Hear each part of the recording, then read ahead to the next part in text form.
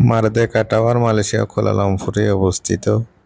বিশ্বের উঁচু ভবনগুলোর মধ্যে এটার অবস্থান এখন ২য় নম্বরে আছে। এর পাশে ছোট ছোট দোকানগুলো বিকেলের দিকে বসে।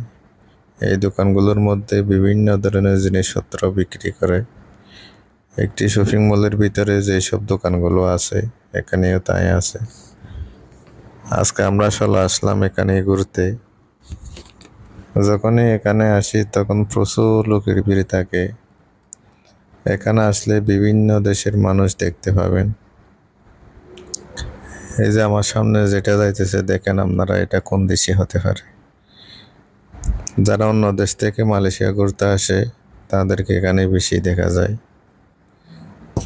তো এই জায়গাটা অনেক সুন্দর। প্রতিদিনই বিকালবেলা এখানে প্রচুর মানুষ দেখা যায়। এই যে এদিকে ফল